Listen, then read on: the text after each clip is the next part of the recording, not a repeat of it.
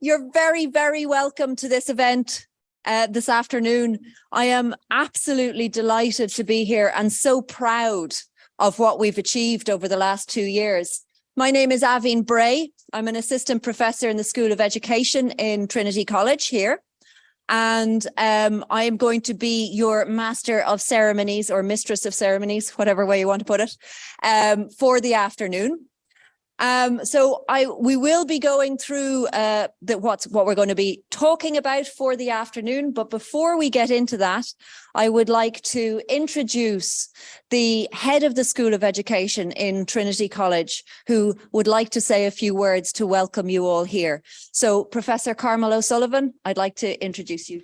Grand, thank you. There we go. Do I need the? Apparently so.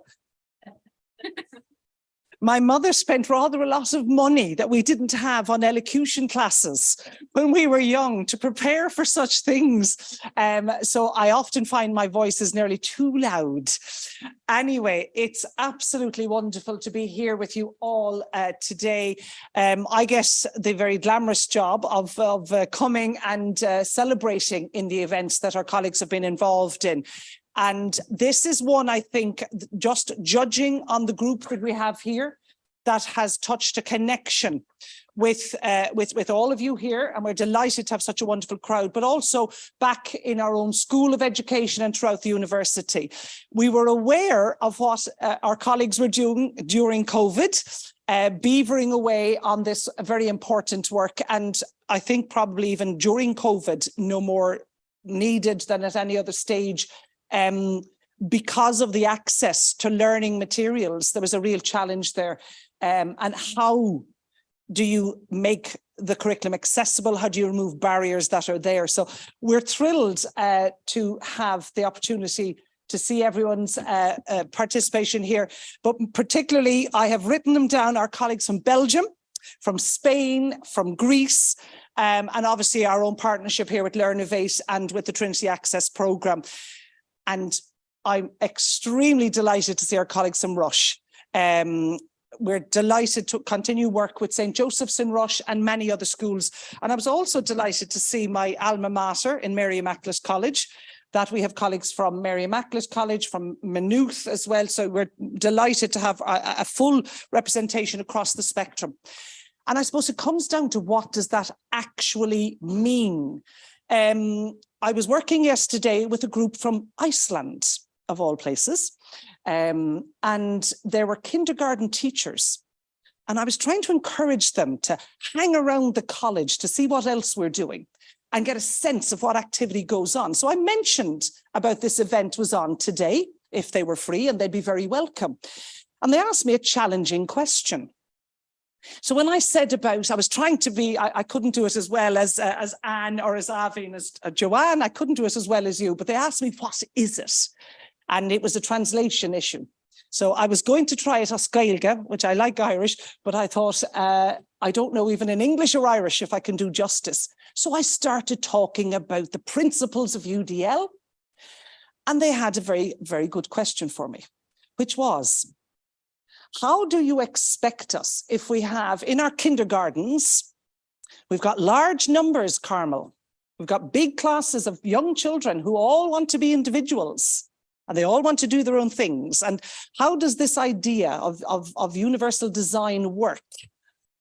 I had some answers. And what's really interesting is what's being launched today actually has the answers. The resources that you've created is phenomenal, because I was giving them strategies, but they needed the additional resources. And that's what I think is really unique about what's being offered through this program. So I'm delighted the collaboration has resulted in a very, very tangible, real instrument you can put your hands on to say, here's where you'll find out, and here's how you'll do it. Now, we had a little attempt yesterday using a poem about an ant. I should have brought it. Do any of you know the poem about Hey Little Ant? No. And you have a young child who's looking down at the ant and wondering about peer pressure. Should I squish the ant? Or should I be mindful of all of the others? So we tried to use this activity of, hey, little ant down there, and this little ant looking up, and rebalancing power as a way of trying to get ourselves into multiple ways of presenting information, more creative ways, more ways to hear different voices, all voices in that situation. And it goes so far. And I think what I'm always lacking are the resources for early childhood, for primary, and I could find none for secondary, none at all for secondary in what I was trying to do. So this resource is quite incredible to have it, and to have it trialed and to have it available now is really unique. So it's it puts me in mind of a phrase I have when we talk about inclusive pedagogy. We're really talking about good pedagogy for all, and that comes from Pestalozzi's idea of heart, head, and hand as our principles, and that has always guided me.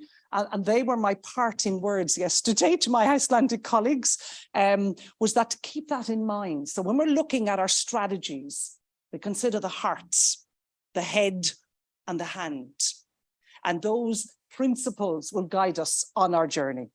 And from what I have understood about the project here, that's very much been the guiding principles that has led Anne and Avin, Joanne, Sylvia. I have them all written down. They were such a wonderful team. Sergio, Katerina, and Emer, of course, and all of the team involved. So I'm very interested to hear what is being said here today and to participate as much as possible in the activities. But looking forward to perhaps rolling this now further, right through the second level system, right down through primary, right down through early childhood as well, so that every young person has multiple opportunities to work.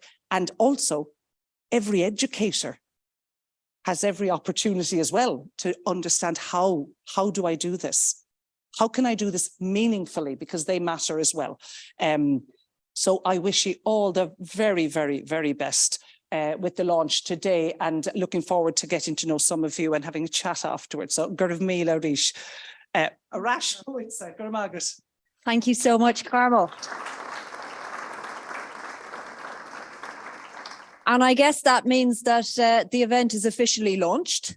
One thing that I realized I neglected to do was say what the acronym stands for. You've probably read it in your when you were signing up, but for anybody who doesn't know, UDL is Universal Design for Learning, and the BOE, the BOE, was Blended and Online Environment. So that was where this project emerged from. And as you can see in what we're going to be talking about today, we're going to go through what universal design actually is. We'll be talking about the UDL-BOE project and what the data that's come out of the tool that we've been developed. I love it that there were some lovely clues in there as to what we're actually going to be talking about in what Carmel presented. St. Joseph Secondary School are going to present their journey on the project and how they have engaged with UDL as a school. And then we will have an expert panel, so we'll be having questions and answers. You may have noticed QR codes dotted around the room. If anybody wants to suggest a question for our panel at any time, you can do that using the QR code. And we will be engaging with the audience in an interactive way, very UDL, using those QR codes as we go through the presentations. So feel free to click in and see what there is to be seen. I think that probably brings me to the end of this, and I am going to hand over to my amazing colleagues, Dr. Joanne Banks, who is an assistant professor in the School of Education in Trinity, and Mags Flood, who is assistant professor in inclusive education in Maynooth University. And they are going to talk about what is UDL. Hi, everybody. You're very welcome to Trinity College. It's lovely to see so many people here, and I think it's quite telling to see so many people here this afternoon. Genuinely appreciate you giving up the time, and hopefully between myself and Mags today, we'll give you an insight into UDL and what that actually is. The one thing I always say about UDL is it's not something new. It's not something additional that you have to do. It's not some new toolkit that you have to implement. You're already doing UDL, and that's the wonderful thing about it. I joined Trinity 4 years ago and began my own UDL journey, and I very much appreciated the fact that it wasn't something additional that I had to bring into my teaching, but I was actually incorporating lots of UDL principles into my teaching already, but I identified areas that I could improve. So on that note, thank you. We did want to make today as interactive as possible. So on these monitors to the side, there's a QR code. If you wouldn't mind just going into Slido. The question is very, very simple. It's what is inclusion? What does inclusive education mean to you? Now, don't think about this. It's top of the head stuff, words, phrases. First thing that comes into your mind when you think of inclusive education.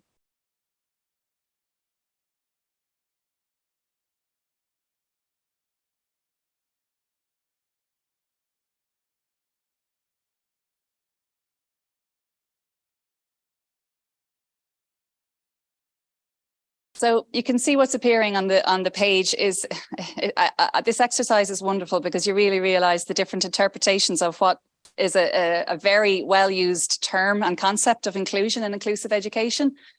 But there's a common thread running throughout these statements and these words. Learning for all, accessible, together, fun, transparency. Love this. Level the playing field for everyone. Fair access to education, access for all. And then you have elements of democratic equity and the rights idea too. Absolutely. And there for me, it's actually the 3 E's. Yeah. Equity, Engagement, and everyone. It's really what UDL and inclusion is all about. Flexible, I think it's flexible paced or flexibly paced. I think that's wonderful as well. Versatility, varied. Okay, Mags, I think we can probably go home now because they seem to you seem to have a very deep and good understanding of inclusive education, but also what's written here on the page is universal design for learning. So within inclusive education, I teach programs on inclusive education. What I often say to my students, some of whom are here today, is that inclusive education is the overall concept and universal design for learning is the kind of pedagogy, the inclusive pedagogy in which to implement those inclusive kind of concepts or ideas. So we'll leave that up there if that's okay. Is that okay if we leave that up there for a while and by all means continue to add to it? But I'm just going to go through a couple of slides just about kind of the broader idea of inclusive education and where UDL sits within that. Okay, so you might have seen these images before, but I find them quite helpful in explaining our current education system. Our education system is not new. It's been around for a very, very long time and it hasn't really changed much. So I often use these images just to describe the education system that we've created. So we have 3 different scenarios here. We've the image on the left where we have 3 I think little boys trying to watch, in this case, it's an American baseball game by the looks of it. And there's a fence separating them from the baseball game, with obviously the children are coming with some of them are more advantaged and others are disadvantaged in being able to see that game depending on the height of that fence. And the second image is really the same 3 children, but instead of having kind of equal access to the game, we create a more equitable situation. So we're providing specific supports so that the students that need it can see the game. So in many ways, somebody mentioned leveling the playing field. Perhaps that's doing that. From an inclusive education perspective, and if there was any government officials here, they're going, well, that's not sustainable and we can't resource that and it's going to cost a lot of money. And if we did that for every child, blah, blah, blah, blah, blah, this is going on for decades.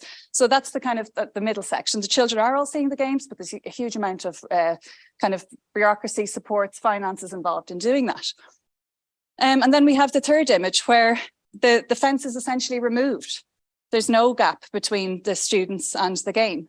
They can access the curriculum as they are, with their own advantages and disadvantages not featuring. And Jean, it's actually yourself who often says to me, why do we still have the fence between the student and the game? Why is the fence still there? Why isn't it a bit more of a fluid relationship between the student and the curriculum? So I think that's possibly a good way of describing the systemic barriers. So the students themselves will have characteristics and traits that perhaps we think prevent them from accessing the curriculum and being meaningfully included in their education. Perhaps we need to focus on the systemic barriers that are there. They've been there for decades and in often cases centuries, that are built into the system and that perhaps we need to probe and question a little bit more.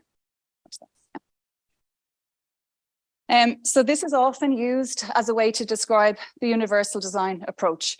And it's this tiered pyramid where we describe level 1 being the majority of students.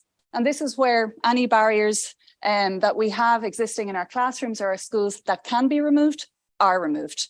And that's where we need as practitioners to sit back and reflect, okay, well, what barriers are presented to my students? And perhaps are some students actually, without intention, not able to access the curriculum the same as their peers in class? So this is for the majority of students, and that's essentially where universal design operates. What we often get as lecturers and educators is, oh, well, what about specific sports? We need specific sports. We need to maintain withdrawal and more targeted interventions for young people. And often this pyramid, I think, is quite helpful in saying, yes, we still need it. But if level 1 is addressed properly, the demand for those specific supports lessens, because most students, their needs, if you like, will be catered for in the mainstream school environment. So in terms of this pyramid, the one-to-one individual supports is that top piece of the triangle. That's the resource intensive bit. And then the rest of it is individual, more group accommodations, small group settings, etc., like that. But that still operates in parallel to a universal design for learning implementation in a school. I'm now going to hand over to Mags, and maybe you take up from where I left off. Is that okay? So even if we're looking at this pyramid, if you think about it in terms of 3 words, if you think about it, everyone has access, can do it. And that's that general level that Joanne talked about. Our 2 levels in the middle are what we would consider our targeted. So we are thinking about strategies for individual groups, but we're offering those strategies to everyone. So it's targeted, but the targeted support is something that another student could choose to do. When we go to the top one, that is our individualized support. So the picture of the person in a wheelchair up there, not everyone is going to have access to a wheelchair, choose to use a wheelchair, but that wheelchair is reducing barriers for the individual who needs it. And we really need to be thinking about it in that. It's not about doing something different for our learners. It's about adding something that will reduce those barriers, and remembering that the barriers are not the disability, they are not the person, they are the system and the environment around it. So if we think about that, and if we think about the supports that we want to offer our students in order to reduce barriers, we need to go back and think about what universal design for learning is and where it comes from. I'm using a big word here that I don't always explain very well. It comes from the neurosciences. So I'm hoping there's not too many scientists in the room today, because I'm going to use very plain teacher-friendly language here. And what the neurosciences are telling us is that human variability exists among individuals and within them. And that is what we need to consider when we are thinking about removing barriers and inclusion and equity for everyone. Now, bringing that down to the basics, what it means is that there are 3 networks in our brain. Again, I'm not even going to try and explain them for you today, but there's a lovely chapter in UDL Theory and Practice, which is a free interactive book on the CAST website that will give you all of the sciencey words that you would ever want to know. But what those 3 networks are doing for UDL is they are aligning with the principles, the principle of engagement, the principle of representation, and the principle of action and expression. And if we think about those principles and we start thinking about inclusion, the term inclusion in some cases has actually become a barrier to inclusion, because we start thinking of who's outside rather than having everyone inside or giving them the choice to come in and out. There's an American advocate, Nicole Tucker-Smith, who actually asks why there is even a door or a window. Why aren't we just in an open space? Why is there always a bold line or barrier that we have to get through? And why do we even have to invite people in? But when we think about inclusion, that is often what we are thinking about. Dr. Tim O'Brien, a Limerick man working over in University College London, says we need to move to a mindset of diversities. Now, UDL brings this a bit further, going back to the neurosciences, and says we actually have to think about variability if we are to think about among and within. Shelley Moore from Canada, a huge inclusion advocate, says that we need to stop teaching to the green. And what she is saying here is that you all recognize this. Anyone who's worked in inclusion recognizes this. She is going through our history of inclusion. And we all know this one here. Exclusion, anybody with a difference is outside, okay? They're not invited in. This is when our young children with disabilities were sent to institutions. They didn't come home. In the early days, families didn't even admit that they had somebody with a disability. That is our exclusion. If we move here to segregation, this is our old style special schools. So again, it's where anyone who went to mainstream, who could go to mainstream went, everyone else went to a special school. But even the word special, they weren't taught. They did lovely things like swimming, horse riding, home economics. And I speak from experience here because 40 years ago, my sister was sent to a special school and I was jealous, okay, because she was doing all these lovely things and I was being sent to my room to do my junior cert revision for my exams, 2 years between us. What happened was she became segregated because she lost her social community. She had to get up at 7, get a bus to the school, didn't get an education, not like the education that they're getting in special schools today, came home late, had no friends, and that became her life. We moved from that to integration. And this is where we have our placement in mainstream schools. It's often geographical, okay? It's that where we put the students in and they were down that corridor or they were out in that prefab, but they actually didn't really interact with the mainstream classes. And if they did, they were often sitting in the back of the class doing a different piece of work with their SNAs. We get to the Holy Grail. We're at inclusion. It's not just about placement. It's not being down the corridor. Our students are all together. Okay, now this can be our students in our special schools together, our students in our special classes together, or students in our mainstream together, where everyone is learning in a meaningful way. Now I'm going to ask, does anybody notice anything about this top circle?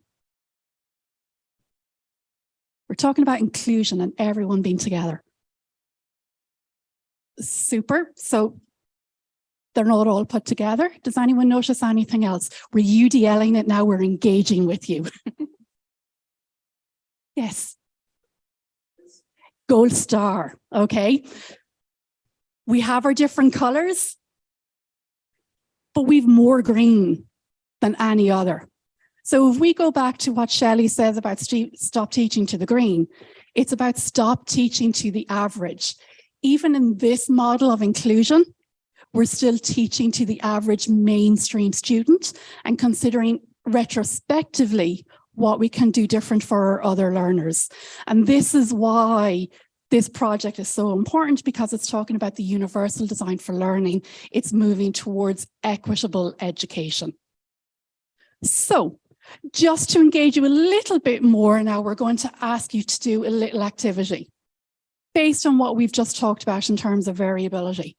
And we're inviting you all to dinner. And I usually invite you to my house, but tonight I'm inviting you to Joanne's because I just didn't tidy up this morning. It's compulsory, okay? So everyone has to attend dinner.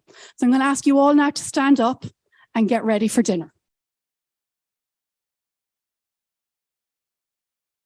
And now we know how our students feel when we tell them they have to do something active.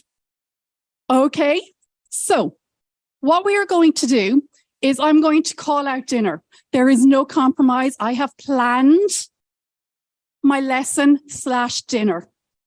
If you cannot eat what's on the menu, or you just don't fancy eating it tonight, I can't really say much about Joanne's cooking skills. She may be ordering it in, I'm not sure. Please sit down, okay? So your main course is steak with mash and veg. The giggles already. The steak is medium rare. It's the only way Joanne delivers it. It's medium rare, no choice. The gravy is on the mash and veg. It does not come on the side. Some people don't like gravy. Broccoli is the only veg that you have. And if you're having dinner, you have to eat the broccoli. Ooh, we've broccoli lovers. Dessert is a chocolate brownie. Some people have to think about that. Do I want it? Is it the calories? Is it the gluten? What do I need to think about? It is covered with full fat cream. On the top, you cannot have it on the side. Some people are going, I'll have two. In education, we call that offering challenge. And then to drink, it's a pint of Guinness.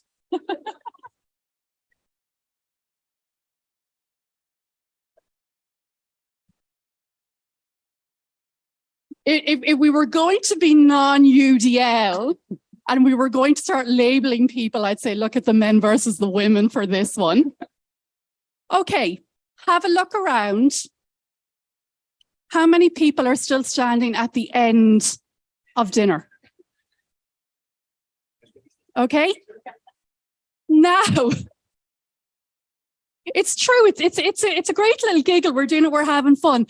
Now you're your student. You've planned your Roman history, your Shakespearean drama, your algebra. Sorry, do feel free to sit down. Your algebra, your science, and you've planned it to the average. Were there more or less people standing at the end of this activity? Less. And that's what variability is. And that is what we need to be thinking about. We need to be proactively designing to embed choice. If I had put a buffet up here and I had all my little bowls and you can go in and you can pick whatever you want, then you can join the dinner, you can enjoy the dinner, and you can reach the goal of being full at the end of the evening. Yeah. Okay. Okay, we're probably up. Are we, Avane? Yeah, okay. I'm just going to, before we hand over to the next set of speakers, today is all about starting your UDL journey. And I know I'm saying that to a group of people who are probably knee deep in their UDL journey, but perhaps it's identifying that a little bit more. So one of the first things that was a very good idea to start with is to identify the barriers that may exist in your classroom or in your school. So when designing a learning experience, that you identify some of the barriers that might exist for some students. And this is where I'm going to get to amplify learner voice, but this is where your interaction with students might actually aid you in finding out what barriers exist. Unintentionally, a lot of the time exist in your classroom. The next is to embrace the variability. And often suggested to use that variability as a leverage for change to create a more inclusive classroom environment. So this is to think about characteristics of your classroom, of your diverse classroom, along the lines of race, ethnicity, gender, language, socioeconomic background. And to use those different elements of those students, not problematize it, but in fact use it as a leverage for change and to create an inclusive environment for everybody. This one I find quite interesting, and it's to reflect on your own biases, but also the biases that might exist in your class or more often in your school. So reflect on the types of privileges that you experience, but also that might be platformed in the place that you work. I really like this one, and it's to expect discomfort. These are difficult as practitioners, difficult conversations to be having with yourself. You can't rush it. It happens over time. And I think it's really important to stop, reflect and go back, stop, reflect and go back, and to keep revisiting that. Amplify the learner voice is key. It's the only way to get a sense of exactly like what I said, what barriers exist, but also the students, they will guide you, they will inform you as to what is required and what will aid them in their learning. And then the last one, which is often where people stumble a little bit, is to actually do it and take the action and begin. It can often seem quite overwhelming, and we've really done our best today not to overwhelm, because if you go into the literature, there's a lot of it there. But in actual fact, to take a +1 approach. So very, very small steps, one small change and one small challenge for you that you think is presenting a barrier for your students. And hopefully when we go through our own project, we'll be able to provide you with resources and information to help you do that. Okay, thank you very much. Thank you. Thanks a million, Joanne and Mags. I was so close to being able to stay for dinner. So close. I think even if there had been a bit of blackcurrant to put into the Guinness, I might have stayed, but there was just no way. Not with a pint of Guinness. That was me done. So our next speaker is Dr. Anne Devitt, Associate Professor in the School of Education in Trinity College. And she's going to provide you, now that you have some idea of what UDL is, for anybody who didn't, she's going to give you a little bit of background and information about our project and what we've managed to achieve in 2 years, one of which was in COVID. So over to you, Anne. Hello, everybody. So you'll probably be happy to hear that we're keeping this bit to the absolute minimum because it's not really useful. You know, it's just to let you know where we are and to make sure our funders are well represented, well evidenced. So this is a project funded by the Erasmus Plus scheme. As Avian said, we were focused very much on universal design for learning. It's called in blended and online learning environments, but actually, as it turned out, a lot of the barriers that people face, they present themselves whether it's in a blended or in a face-to-face setting. So what we've done doesn't particularly focus on a digital setting, but our resources tend to, the things that we've made are all online. So it was over 2 years. And what did we achieve? So what we wanted to do, well, I'll just present our partners first. So we are from across Europe, and we've got a number of our partners here today with Trinity College, with School of Ed, Trinity Access and Learnovate. And we've CVO Vitant, which is a second chance school in Antwerp, second chance education. We've got EA in Greece, who we have Katerina here, yeah. And St. Joseph's Secondary School, who you're going to be hearing an awful lot from them, which is really coming from the whole journey of what UDL is about and making that happen in your school. And we also are working with the Universidad Autónoma in Madrid, and we have Sergio here, who has been working with Martha, his colleague there. We have Sergio for many years in UDL internationally. So what we achieved.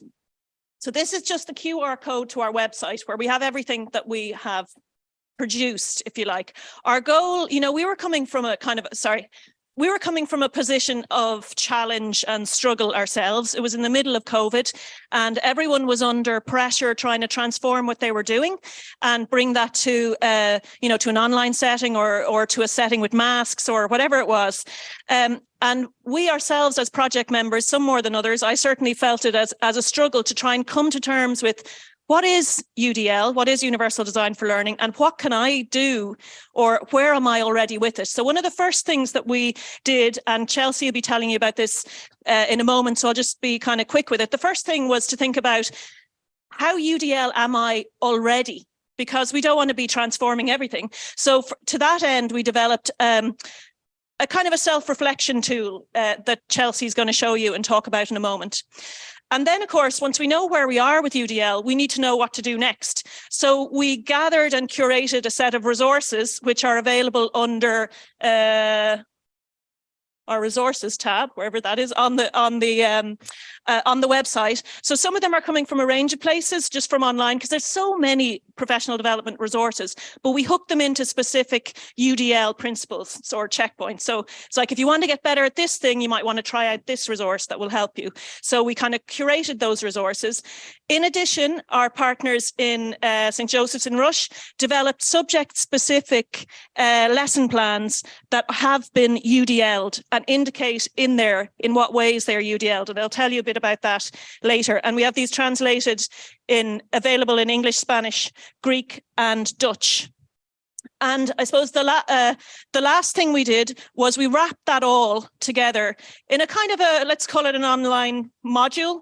The journey is up here. We start with a little bit about what is UDL, and then you go through the self-reflection tool, how UDL am I?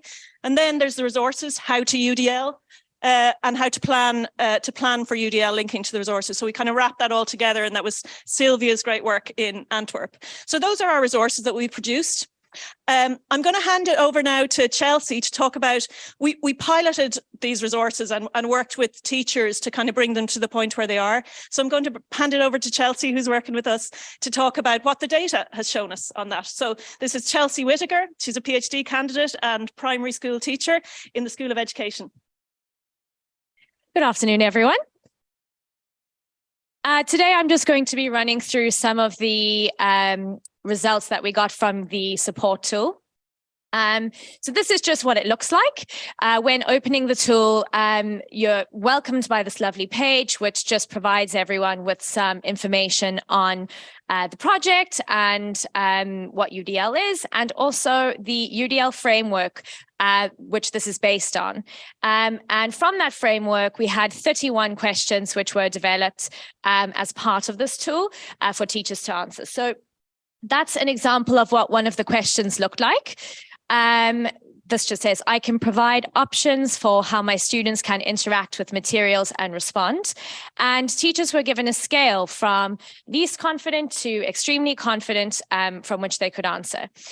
And then based on the results that we got from our international group of participants from our partner countries, this is some of the demographic data that we got from those participants. So we had a very even range in terms of age, between 25 to 54 years old. So a really great representation of teachers there.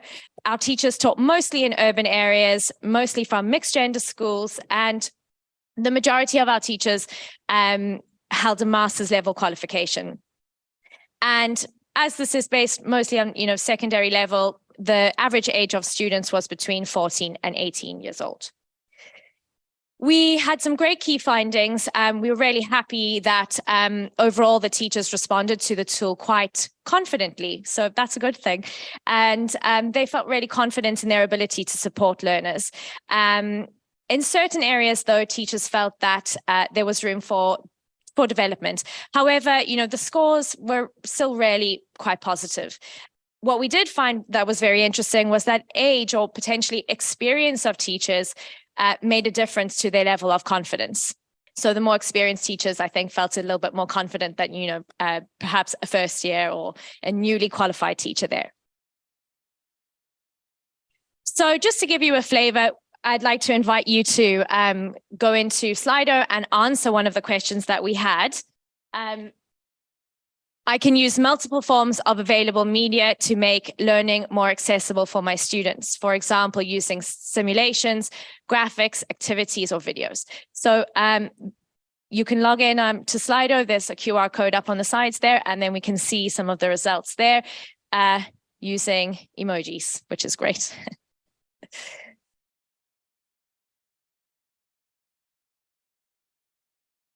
Yeah, it's great to see. I think most people are feeling really confident with this one. Great. So it's looking like most of the people here today feel like moderately confident with this particular question. Also, quite a lot of people feeling extremely confident. So that's good for a Friday afternoon, I'd say. A few people feeling not so confident. That's great. I think that's really positive. So that's more or less what we got from the results from our participants on this question. We had about 50% of our participants saying that they were moderately confident on this particular question, and an additional 25% that said they were extremely confident. So that's looking quite good in comparison there. So thanks very much. That's just a brief overview of what we had. The last slide I have here today is just to show you what happens when you finish the tool. So once you've given all your responses, the tool generates some results for you and some recommendations in terms of resources based on your responses. So if you are feeling really weak and not that confident in this area, you know, the tool provides you with some great resources to help you develop your skills. And if you're feeling super confident, then there are additional resources that might help you to extend yourself a bit further too. So it's a really wonderful tool that we hope we get to share with as many people as possible. So yeah, that's me. Thanks, everyone. I hope that's been useful for you.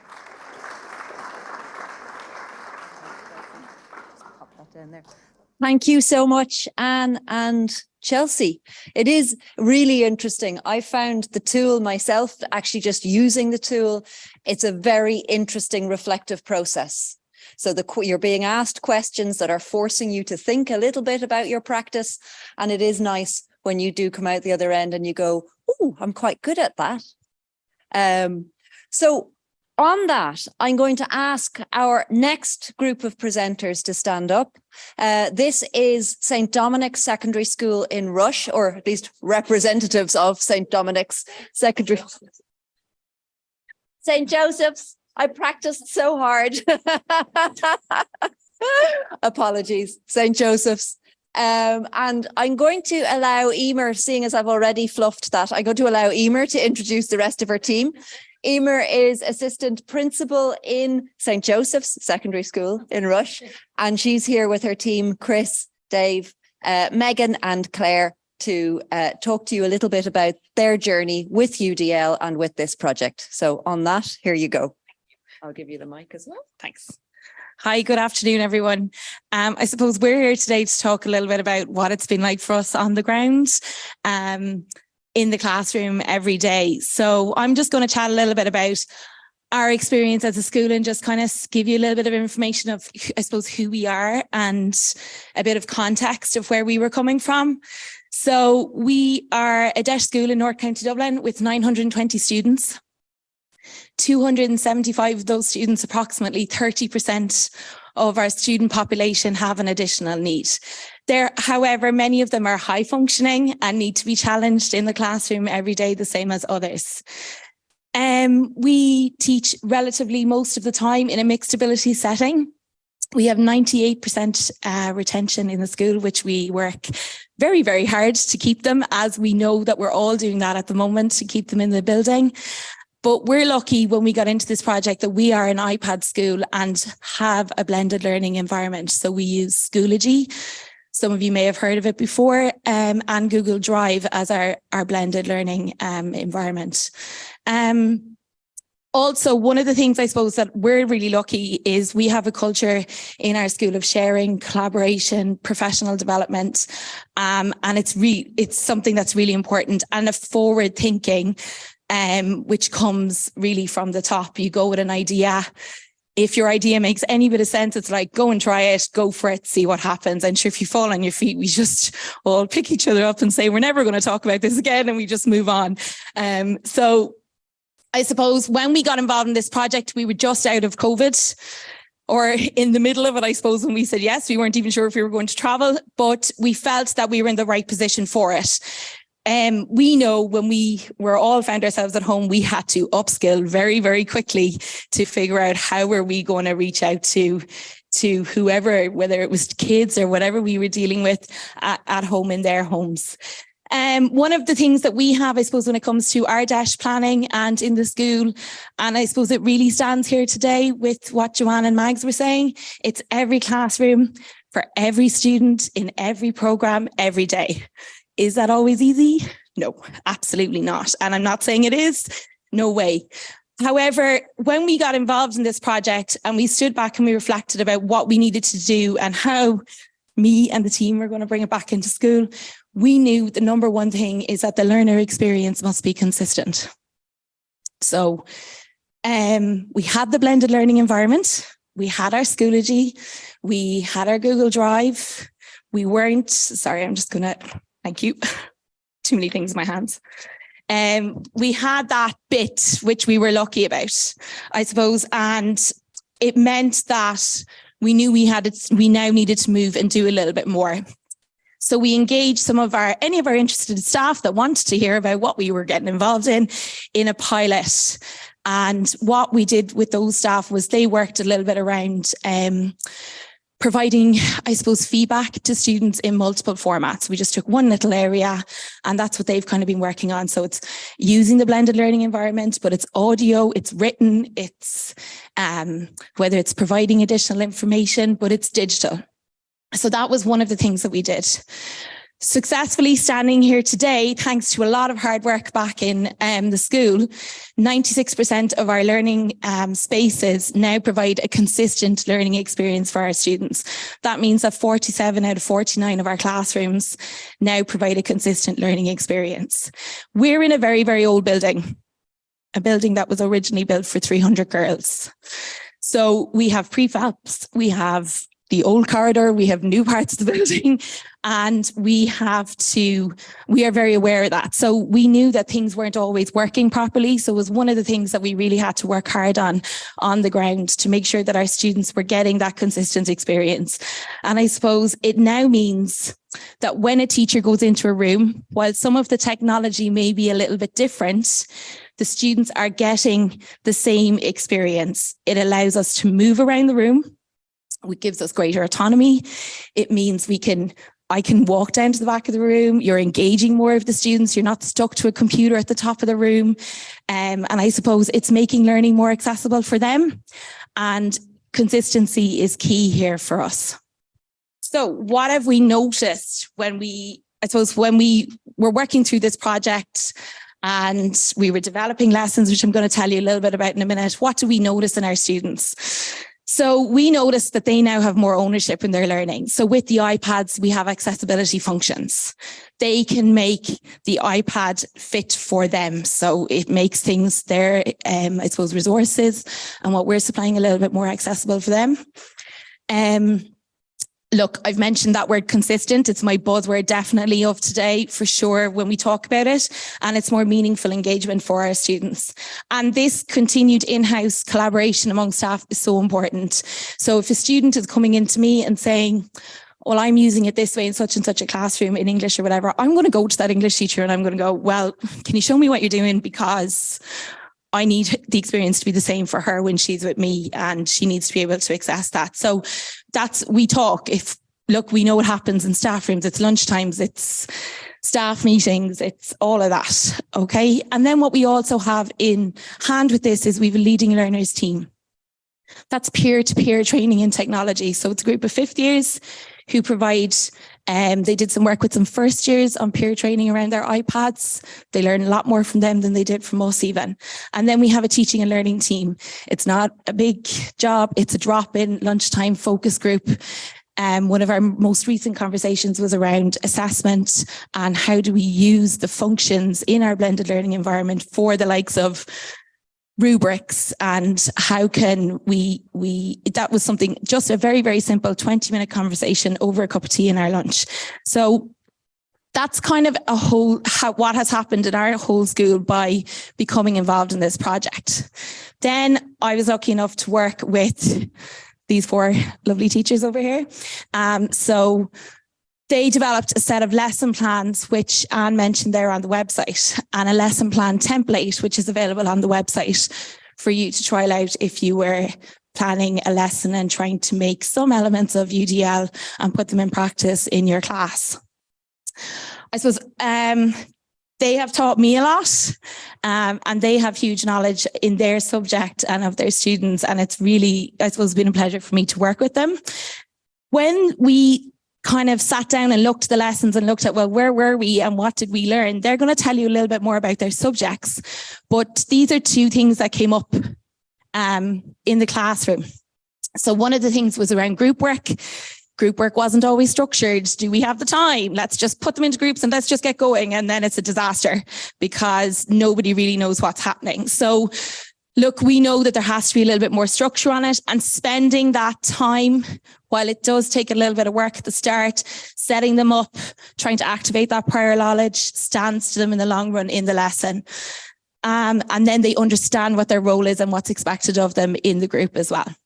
And then the other thing is that frequency and consistency. So look, we know that students thrive on routine, and so do we as teachers to a point.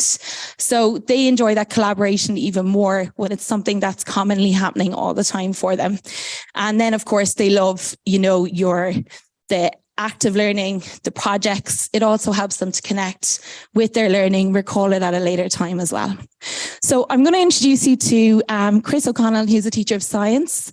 And then we have Megan Morrissey, who teaches English and maths. We have Claire Cook, who's SET, geography and English, and then David O'Hara, who's an English and geography teacher.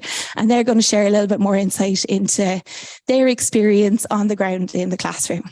Thank you.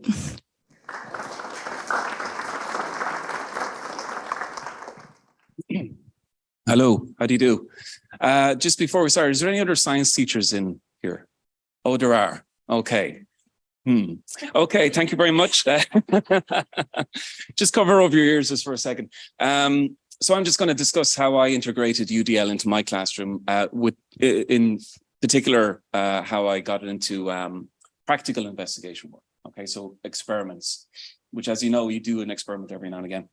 And I'm going to present it in sort of a pre-UDL and a post-UDL manner, okay? Typically, for investigations, I might give out the procedure at the start of class, step-by-step instructions, but now what we will do is we will take a good chunk of the class to brainstorm ideas and design their own procedures in teams, and then the students will actually carry out that procedure themselves. So that's the follow-up. Classroom introductions to the lesson, typically maybe 10 minutes of an introduction, as in what are we going to be teaching. But now I tend to emphasize on the why and the how of the lesson as well. Aspects of UDL include the why and the how and the what of the lesson to come. So I would spend a lot of time talking about the vocational value of the lesson, the real world science behind it, the industrial aspects, medicinal, environmental, and so on. Inclusion and engagement, not necessarily targeted during the lesson. Sometimes, and the science teachers might agree with me, all students are expected to participate, but that doesn't always happen. Students can get away with doing less than others sometimes. You can see it sometimes, like the odd student is kind of falling back. But since the lesson is designed by the students, student engagement and inclusion is of paramount importance from the first moments of the lesson. They feel invested in and proud of their work because they designed it. Okay. Group work strategies, usually only used for practical activities, but now I tend to apply it to all aspects of all lessons if I can, within reason. Group work strategies now have a little bit more gravitas to them. They are in depth with individual roles elected by the group themselves and used in almost every lesson, as I said. Students present the work usually traditionally in graph form or an experimental write-up at the end of the class or for their homework. Usually it's a chore, but again, because it's their work, they take pride in their work and they want to present their results at the end. And it's a fantastic moment for reflection as well. The students are allowed to reflect on their work, and because it is an experiment, because it is science, usually the experiment is repeated a few times. So this is a perfect opportunity for reflection and constructive reflection, where they will actually have to go back and repeat the experiment based on their own reflections. So in summary, what I've been trying to do is to change the way the classroom kind of works, as in traditionally students were expected to adapt to the lesson to meet the challenge, but now students are participants from the start and the lesson is adapted to suit the learner instead. Okay, thank you very much. One question. This is a very quick question. Sure. Are these delivered over, like if your school on a 1 hour class model, or is this over a double?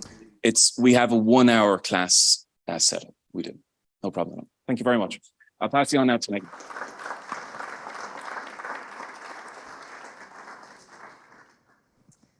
Good afternoon, everyone. I'm Megan. So I teach English and maths, very rare combination, but it gives me a great chance to, I suppose, try out all these different forms in totally different situations. So I think the biggest things for me were definitely different media forms and different modes of presentation. So before we really started the UDL project, I think for most of us, we were probably teaching through one media form. It was the iPad, the ebook, the PowerPoint up on the whiteboard. And I think for me, that has very much changed. I think when I was teaching Romeo and Juliet last year to my third years, we were studying Romeo and Juliet through the text itself. We were studying it through short little YouTube study videos, through graphic novel, through storyboards, through a whole different range of forms of media that they could all access through Schoology. They could go back to again and again. So it was all there through our digital learning platform for them to go back to. But there was different modes for every type of learner to go back to again and again, whichever suited them best. So for every scene, there was multiple different forms, whether they wanted to listen to it, to read, or to watch. Again, then that kind of came into the presentation mode for students then as well. So before, especially in maths, it was probably the copy a lot of the time, and they were just writing out equations. But take when we were doing patterns, we had students that were making posters. I had students that were making patterns through dance routines and videoing them. I had a student who had a music app and was making the patterns on the music app, and it was growing each time. I brought in Play-Doh, had a group who made each stage of the pattern, and it was growing each time. They took a picture of each stage, made it into a GIF. They had that then to present. So again, they were also using different modes for presentation and different materials, different media forms in the maths classroom as well. So different structures, different forms, and they had options as well. So it was more creative and inventive for them. And as well as Emer was saying, it's an old building. We might necessarily have the internet. The Wi-Fi might drop if I'm in room 16 in the prefabs. So, they mightn't necessarily be able to rely on the Wi-Fi, but that doesn't mean that they can't still do the project, because they have options here to what they have to do. So having those different options for them for each project is really, really helpful. It means that they're not stuck at any point or time. So student reflection was something else that I found really developed over the 2 years. So before, I found student reflection, even reflection, we all reflect as we're going through each class, but student reflection tended to happen maybe at the start of class when we were correcting homework, or at the end of class. This definitely changed a lot in my maths classroom. So my senior cycle students, definitely, I can see my 6th years now in the middle of class will be using reflective language and saying to me, Miss, I feel, or Miss, I know that I understand this part, but I am struggling with this part. And that's happening in the middle of class, not just at the start when I've corrected homework, or at the end when it's like, oh my God, it's 2 minutes to the bell and I'm not sure if I'll be able to do the homework tonight. It's happening as we're going through class. They're using that reflective language. They're thinking, because it's become part of our everyday classroom. So they're using that reflective language. They're thinking about it as they're going through, and they're thinking about it in exam situations as well. So they're using things like, I know that I'm going to struggle with this language. It's not just getting to the answer. They're thinking about all the different aspects of the question, because these are things that we have worked on over the last 2 years. So those are the 3 aspects that I think have really developed over the 2 years for me. As Emer said before, obviously group work is something that has been a massive part of all our experiences. And one thing I will say is my second years and third years have definitely felt that. When I went to do sets this year with my third years, we have obviously done sets back in first year. And I said, do you remember when we did that activity with sets in first year outside? And they were like, oh my God, yeah. And I was like, well, we're going to do something similar to that, but we're just going to be building on what we did with first year. And they were so excited. So they could remember that activity because it had been so successful in first year. And I think if we can build on those, that is the principle of UDL. I'm going to pass you on now to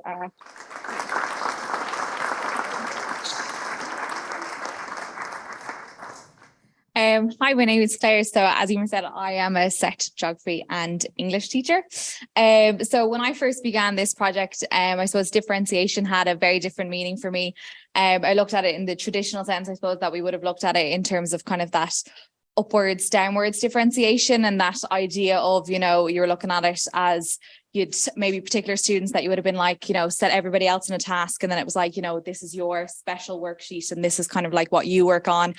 And then that upwards differentiation that, you know, if someone was finished their work first and it was like, you know, I'm done, and their reward as it was more work. And then they're kind of like, you know, well, I'm finished. So, you know, why am I getting kind of more work to be done? So now kind of after the 2 years of working on the project, it's kind of those small chances at success in every lesson and kind of how to cater for everybody in the classroom. And I suppose it kind of goes back to that idea, you know, that Joanne was talking about of like, you know, don't teach to the green, and kind of like everybody that that you have in your classroom. And it's very similar, I suppose, to what Megan had said as well. And like Emer said, you know, when we were looking at these, we did see a lot of commonalities between all of our lessons as well, that we had seen where we were and where we are now. You know, I didn't really utilize media, I suppose, enough in the classroom, kind of using that one form of media, be it the iPad or the book, whereas now it's, you know, our students have a whole range to kind of showcase their creativity. So within the course content as well, and to demonstrate their learning. And I suppose a big impact that UDL has brought for me is definitely student reflection. And I know Megan spoke a lot about that, and definitely retrieval practices is something that I have brought into my classroom a lot. So be it kind of like brain dump and quizzes, flashcards, knowledge organizers, and they can be physical or digital as well. So we are lucky that we are, and I know Emer again spoke about it, so not to be repeating ourselves, but the iPads are a big tool. But, you know, physical knowledge organizers, the flashcards as well, are definitely something that has brought a huge benefit to my classroom too, since we have began this project. And then again, before I started, so when students were presenting their work, I suppose again, I was quite rigid in my thinking that everybody had to present in the same way, be it if it was like everybody presented digitally or everybody presented orally. Whereas now UDL has kind of widened the way I think. So, you know, now we have lots of different choices, and bringing forward that choice that students have themselves. So, you know, they have the options. What would they like to do? And, you know, again, what would they like? So we have podcasts, whereas if they want to do an oral presentation, they want to do a digital presentation, apps as well. There's so many more different out there. So it's again, bringing that kind of ownership onto their work as well. And again, to represent everybody in your classroom and play into their strengths that they have as well. I think, again, I would have spent a lot of time kind of on the presenting aspect, whereas now I tend to spend more time on the kind of the planning, the prepping, the, you know, them creating, and that has kind of enhanced their learning then in the classroom as well, to enable kind of its deepened their understanding of the knowledge that we have. And it's to help to develop those retrieval practice skills. And again, it's all about building continuity in the classroom. And the more you do it, the more used to it. And then it doesn't become, it's a culture then that you build in the classroom, and they're used to it. As we said, we're 2 years into it. So, you know, they come in, they know what they're doing. So yes, it is a little bit of work at the start, but the benefits are massive at the end. So it is definitely something that has, I would, it's brought huge benefits to the classroom. So yeah, I'll pass you over to Dave.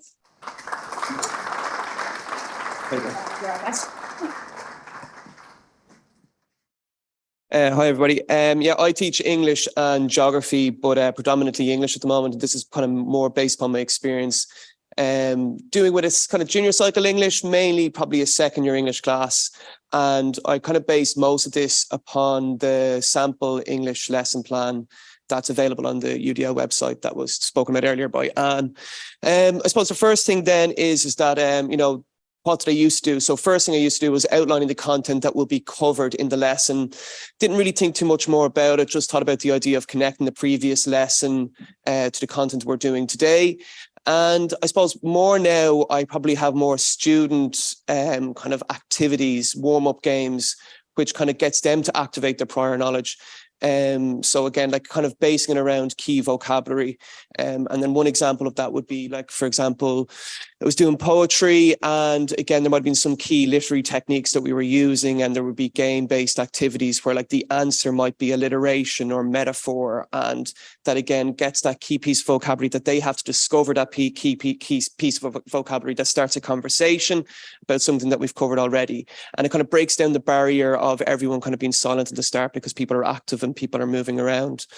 The second thing then would be, again, using collaboration at times during classes in the past. Absolutely, I would have done it. But again, it's probably now that it's happening more structurally in my class, and probably happening at a stage of a class that I didn't really have at all beforehand, which was kind of this creating of questions is now a student-based activity.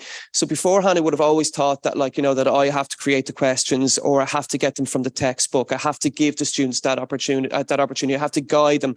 I have to give the question. But again, what I found is that you get some unbelievably creative responses when you allow the students to be in charge of that activity. And what you're actually doing is you're allowing them to take ownership over their learning from an earlier point. And again, that leads me on to the point 3 there, where I talk about questioning and students picking a format and a question that they want to do, which is student ownership. And again, how does that manifest itself, I suppose, in a junior cycle English class? Is a huge part of junior cycle English now is classroom-based assessments. So like we've got oral presentations and we've got a collection of texts. So all different types of writing. So oral presenting, recreating key scenes from texts you might be doing, like Romeo and Juliet or novels. And, like blogs, diary entries, letters, emails, all these different types of writing. And you just give the students the opportunity to, come up with any genre, to come up with any question in that genre. And what happens is that no matter what it is, no matter what the topic is, I can still assess what I need to assess, but they can present that information then in the way that they want to. So what happens before, or what I found in the class, is some of the most demotivated students at that planning stage, where they get the ownership to create the question. They're a bit like, hold on, I can actually create the question and then answer it myself. And they kind of feel like they're tricking you. They kind of feel like almost like that, oh, wait, now I don't have to do what he wants me to do. I can do what it's my own learning. I've created this question. This is easy. And I'm there kind of laughing to myself because I'm still like, yeah, I'm still assessing exactly what I need to assess here. And you're just creating this bank of material for them to work through, this bank of material with loads of options. And they have loads of options, and they just feel a real sense of their being involved at every stage of the lesson. And they're my examples. Thank you very much. I'll send you back to Avian. Thank you. Thank you so much, St. Joseph's, not St. Dominic's. Just to excuse myself, if I can, I was in St. Dominic's earlier this week on another project. So please forgive me getting confused. I really enjoyed listening to that, and really loved listening to teachers talking about how they've actually managed to incorporate these practices into their classrooms. One question has come up via this QR code that I'm actually going to ask now, rather than moving into the panel, because it's specific to the experience in St. Joseph's. And I think it's probably just a language thing. There was a lack of understanding between how can you have consistency and variability. So I'm going to ask Emer to stand up for a second. Just explain, what do you mean by a consistent experience? Sorry, but I just think it's quite an interesting thing. How can you have that consistency, and how does it support the variability, which is what I think is happening? So I'm going to give you that. I think having the blended learning environment is a huge tool for us. So you could go into a room and Darren, our deputy principal, is here today, and he definitely associates with this. So you could go into a room and and we all know you might have a different version of a projector in every different room in the school. But when we pulled things right back, we actually, we know that digital learning plan is a huge thing that's coming with it as well. So this project went hand in hand with our digital learning plan. And that's where the consistency bit came in. So what we did was we used Selfie, which is the European Commission survey, and I'm happy to chat to anyone about that later on. And we evaluated what was going well in our school and what was not. So what we discovered was like the variabilities were that not every classroom had sound. Some of you might be able to relate to this. Not every classroom has a remote control for a projector. Some of us turn on the projector with the sweeping brush. You wouldn't believe it. Or the tall student comes and stands on the chair and you say, tell nobody you were on the chair. And so what happened now is every classroom has sound. Every classroom has a working projector. Every classroom has an Apple TV, which is a huge thing. So I can move around the room with my device. I can be anywhere in the room. I can monitor what the students are doing on their devices.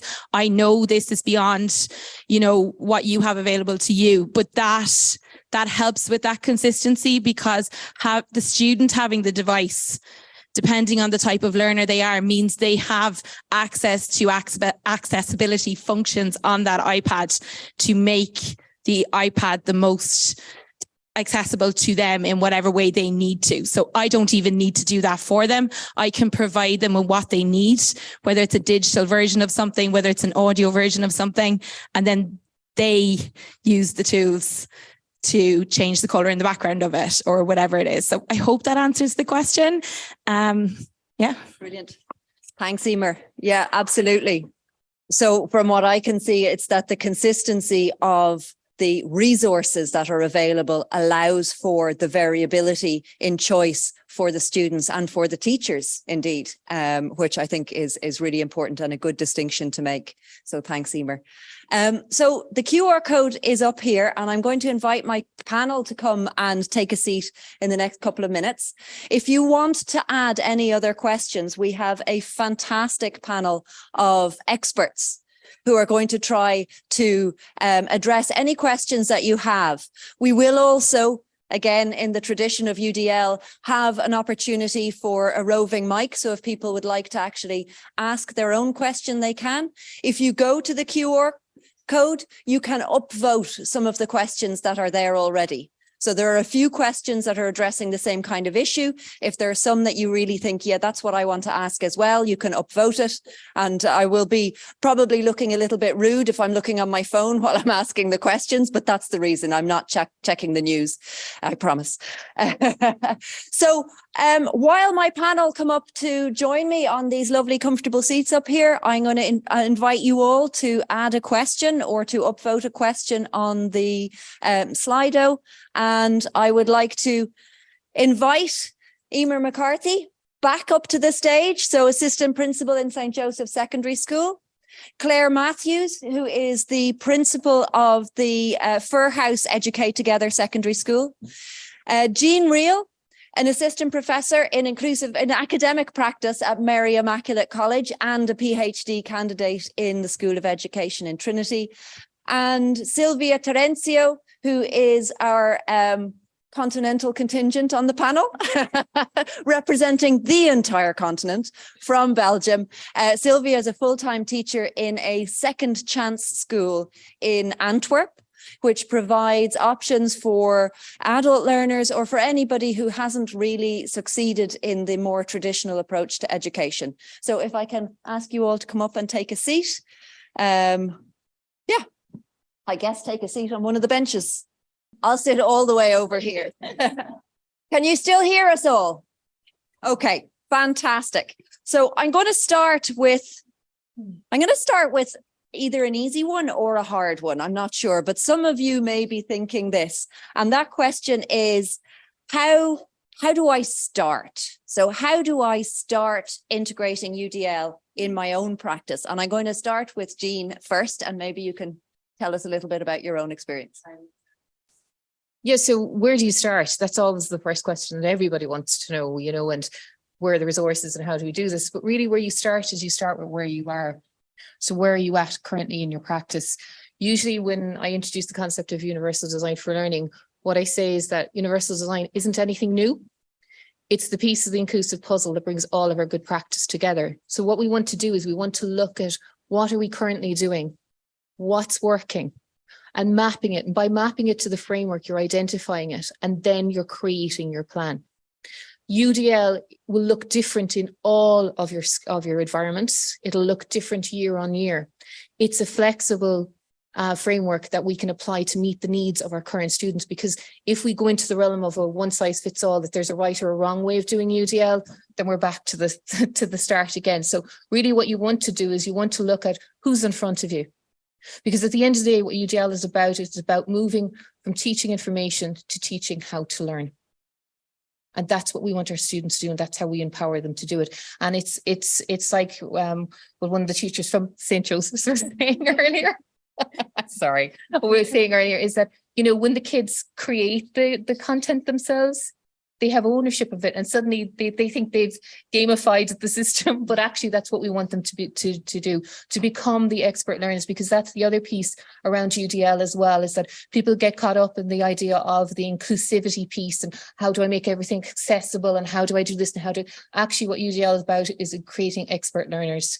And the only way that we can do that is by engaging the students in the process. So UDL isn't something that you do for your students, it's something you do with your students. And when they take ownership of it, that's when the magic happens.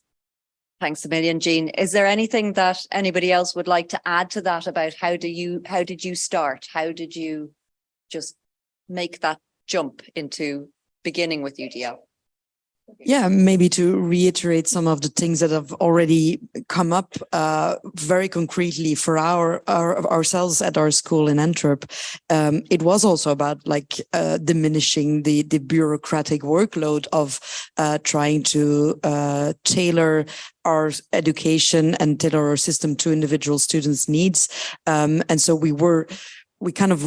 the answer to the question, how did we start, is we were already doing it, but we're clearly missing a framework. And that's what we found in UDL, to validate what we were already doing, but also like structure it in a way. And that's what happened with us. That's great. There's a burning question that has come up and been upvoted to the very top. No surprise here in Ireland, and probably in many other contexts, is about the exam system. So we are within a very constrained exam system in Ireland where we have a leaving cert.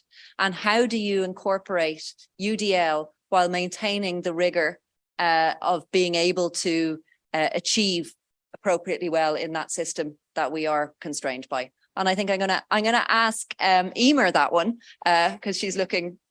Okay, so I suppose from our perspective in the classroom, we know that the big exam in June is looming, and we all know that it's coming. And I suppose we know that the only option that our students have is to answer on whatever document is given to them unless they qualify under race. So all we can do, I think, is while we are preparing them for that big day in June, it's not just about that. I think what we're teaching them is to be resilient. We're teaching them to have ownership of their learning, to have a little bit of confidence in their learning. And I think if they have those, they'll have the confidence to be able to, I suppose, go for it in June, even though it won't fully fit them and be as accessible as it should be to them. But giving them those skills, and I suppose the skills and the learning, they all come together. And we know that that resilience builds when they realize that they have confidence and they can do things, will give them, I suppose, that ability to be able to go for it at that time in June. But I would absolutely acknowledge that it is a huge barrier for us. And I don't think if we sit around here today for ages talking about it, that we're going to be able to resolve it. But I'd love somebody to listen to us.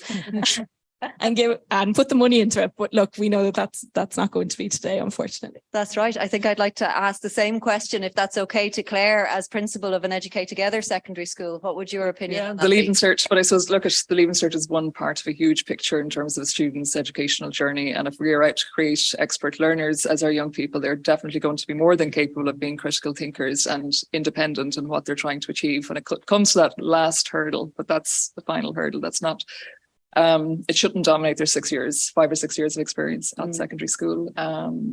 Reflective, critical thinkers, independent, empowered young people. I suppose that's what I see UDL as being part of. I suppose the why bother with UDL? That's why.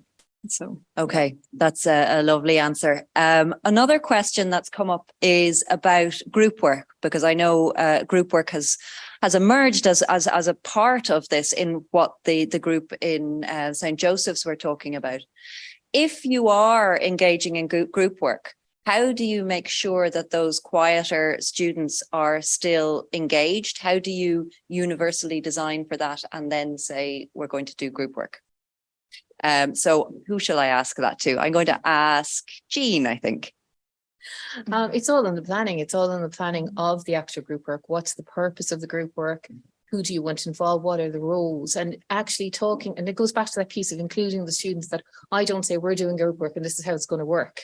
We look at, we're going to do group work. This is the outcome that we're looking for. And this is where the rigor piece comes in as well, and keeping that continuity between offering choice, but actually meeting the outcomes and criteria that we need to meet, so that we bring them into the conversation. We tell them what it is that we want, what the ultimate outcome is. But the other piece as well is that now that we have the opportunity to engage with technology, students who may find it difficult to engage in the face-to-face, in the moment piece, we can incorporate that into the design. So we can have, we can have Teams, we can have OneNote, we can have whatever app we want, where there's an opportunity for people to contribute by text, if that's what they so wish to do. Okay.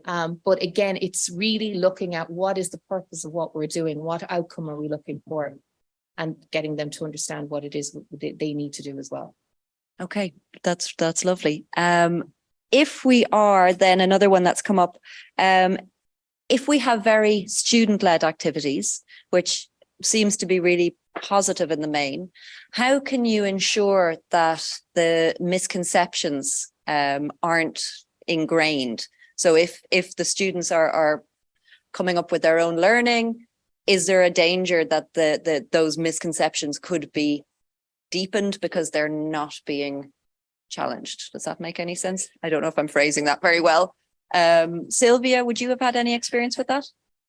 Yeah, so I'm thinking about like the self-directed aspect or self-discovery aspects that can be present in UDL, and where you would not necessarily present the information to your students, but have them discover it. But you can also plan for a check-in with reality after that discovery phase, I think, with you providing materials for them to compare what they've discovered to, exchange between the different groups that might have worked together, not have worked together, but like mix them up and compare results that way. So some of those worries could be planned for, I think. And also, yeah, you could. I was thinking about the other ingraining that you can have with students. We're working with adult students, so most of my students are between 19 and 25, having had a very classical, traditional secondary school experience that for them specifically is very much connected with a negative experience. That's why they dropped out and ended up in second chance education. And so the ingrainment that has happened in that secondary school environment, they're taking that with them to second chance education, and it's our job to do a lot of unlearning about how school works, and a lot of relearning that school can be associated with success. And that's where UDL has helped us, but where we have to have a step zero before we can UDL and teach people how to start their journey on becoming an expert learner, which sometimes they start from way far back. Oh, that's really interesting. Thank you. There's another question, and it's one that it was a question of mine, but it's also other people seem to have agreed with this as we're in a lucky position to have a principal and an assistant principal here. And I want to ask, how important is a whole school approach to UDL in order to have an effective impact on your students? So Claire, would you be able to answer that? Sure, yeah. I suppose as a leadership team, you know, what you shine a light on matters, and how you do that in terms of time and support to create space for colleagues to get together and talk and feel that they have voice, choice and flexibility in what they're doing as professionals is so important in that climate of trust and learning. So for us, I suppose it's been part of our planning for learning culture since the beginning. We're a new school, going into year 6 now in September. And from the outset, we had decided that it was going to be a relational learning community. So restorative practice, UDL, student participation at its core. So our first cycle of SSE was actually looking at school culture and developing the relationships needed, I suppose, for real engaged learners. And now we're into our second cycle of SSE and we're focusing on UDL and giving the time to subject departments then to learn and share from each other, peer observation, that kind of thing. So, yeah.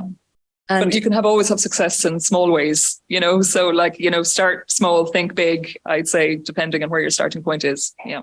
That's a really nice point. So it's not that it has to be whole school top down. It is possible to make a difference in your okay. Yeah. Emer, would you have anything to add to that? Yeah, I think I agree with a lot of what Claire is saying there. And I think what also adds into that is the student voice.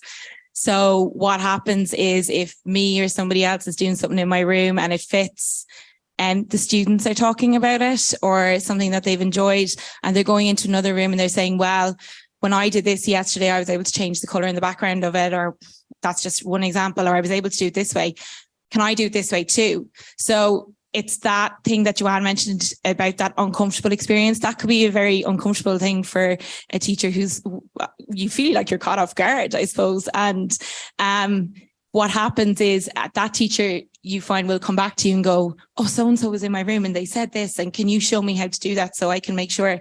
So that trickles down. And I think when the kids are looking for it and the students are asking for it, you are put in that position where you're like, well, they need this to help with their learning, so I'm going to have to do it because that's the reason we're here. That's great. But I think what you are talking about is having an environment or a culture within the school where it is acceptable to do that, and where there is that openness and that trust between the people working there. And I think that's come through from both of you, that is what's important if you're going to be able to achieve that. There's a question here which I think I might answer, actually, if that's allowed. So a speaker reassured us that we are probably already doing a lot of this. Specifically, what does a good teacher typically do that matches the UDL goals? If you remember, we've developed a lovely tool. And actually, that is exactly what the tool does. So if you go in and take that self-assessment tool, you'll be asked a lot of very simple questions about your practice, which you answer according to your own level of confidence. At the end, you will be presented with your results, which will say, thumbs up, you're actually doing most of this already. Here's a couple of areas that, you know, we in the framework, they might be helpful for you to think about addressing. And even for those ones that you are doing well, here's some other things that you might think of. And I think the surprising thing, and that's what Chelsea was talking about in the results, or maybe it's not surprising, is the teachers who've taken the tool have a high level of confidence in general. So using that tool will allow you to identify and provide a framework into which your own practices can then fit. And I think that's what Sylvia was talking about, that having that framework, allowing you to go, yeah, pat on the back, I'm doing loads of this already, can be really helpful, and help you to then identify where you might need to move forward from. I think I'm going to go to the floor now. So does anybody have a question, burning question? I see a hand up down there at the back, so I shall be the roving mic lady. Richard, thank you very much. Well, I want to combine a quick observation with my question, really. Listening to St. Joseph's was compelling to me. It's remarkable how many of the presenters were talking about shifting learning to the learner's responsibility and talking about expressive acts throughout their learning. rather than being listeners to teachers, shall we say. And it wasn't obvious to me when I came here today that UDL would be proposing this student-led learning. And of course, the questions then became ones of concern. How do we deal with leaving certificate? How do we deal with curriculum? How do we manage when we have this variety in our classroom? But that came from the very first presentation where we talked about the variety. Well, that wasn't the word used, but I'm a cybernetician, so that's why I'm using the word variety in the student population, the range of different capabilities and possibilities that make it so difficult for teachers to handle. And so what do we do about that? And this is classic cybernetics. You bring in more teachers, special needs teachers. Oh God, we can't afford them, so we can't do it. So what do we do? And the other response, bringing in more managers, is what it is in cybernetics. The other response is to hand over the problem to the population to handle themselves. Does that make sense? Yeah. You get the workers, in other words, to manage the difficulties themselves. And that's what I'm so impressed to hear that. But I can also understand why questions from the audience have been so concerned and nervous about that too. Yeah. UDL is turned from me today from a practical approach to designing materials and lessons into a revolution in education. Do you think I'm right? Yes, yes. Let's start the revolution. Thank you, Richard. I will ask for another hand up now in a moment, but also just to reassure you that all of the speakers are here for the rest of the day. We will all be having our lunch, and you can corner anybody who has said anything that you would have a question about here afterwards as well. Just don't catch them with their mouth full. So can I ask then, are there any other burning questions that somebody within the audience would like to ask, or a comment? Or are you just hungry? I just have a question. It's probably for Chelsea, but maybe Emer might know from her own staff. Like, you know, Chelsea, you had mentioned part of your findings that age and experience. But I was wondering, was it the older respondents were more comfortable with UDL, or was it the younger respondents? That's a great question. We can't really at this point, you know, we're trying to untangle, is it just age or is it experience? Because that's, you know, that can go hand in hand, I guess. But yeah, we felt like the younger group of students that we had, or teachers that we had who answered, you know, they were really critical of themselves. You know, they didn't score themselves as highly, but that can be for a number of reasons, you know. So it would be interesting to go into further depth and to find out more as to why that was. But for now, that's what we can say. It's just the older teachers who have more experience tended to rate themselves more confidently. But yeah, that's interesting. I mean, perhaps just the younger teachers were more critical, who knows. Yeah, I don't know. Yeah, it was quite an interesting finding. We had a few conversations about it. And my own hypothesis was that the older teachers have ingrained these practices.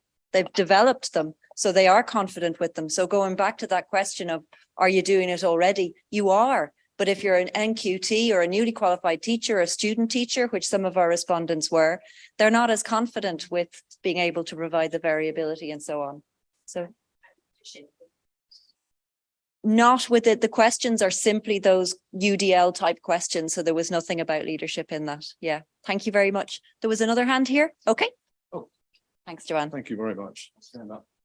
Thank you, everybody, for very, very interesting presentation. I'm coming from a third level perspective, and I'm going to be asking the dumbest question in the room.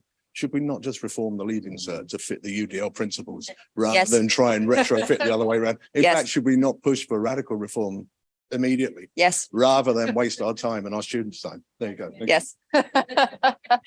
So I might just talk about that if that's okay, because I have a microphone. The senior cycle review actually really consulted parents, teachers, but more importantly, learners, and they reported just that. So it's a matter of same coursework. So I'm in third level, and I see the damage it does to people that come into our classrooms, and they're destroyed by not getting the points. And we're trying to apply these principles at third level, and then actually they're much more suited earlier. Oh, sorry. I'm kind of monopolizing this now. We should just get it done as soon as possible. There you go. Everybody in agreement? Yeah. Any other Burning questions? Well then, I'm going to bring this to a very quick close and just say again, thank you to everybody for coming. Thank you to my colleagues for being so completely amazing over the last 2 years and for facilitating this, what I really think is an incredible project. It's been a real pleasure to work on this, and I think we would all agree. And is there anything else to say, Anne? The CARE project, thank you. Just for anybody who's interested in coming to a similar type of presentation, in a couple of weeks, we have another Erasmus Plus project coming to a close, which is why I said St. Dominic's and not St. Joseph's. And that is on the 11th of May. And it's about developing collaborative and reflective environments in your schools and in your classrooms. And there's sort of 2 joint projects. The other one is more mathematically focused, but it's using those collaborative and reflective practices to improve the outcomes for students in junior cycle mathematics. So that will be on the 11th of May. Keep your eyes peeled. Have a look at our Twitter or Instagram feeds. There's an Access Maths Twitter feed. I see Eleanor standing up at the back down there. So obviously we would love you to come along to that as well. There'll be workshops and presentations and options and choices for whether you want to go maths specific or more general. So it's open to everybody. So on that note, the food and the drink is ready. Thank you very much for being here.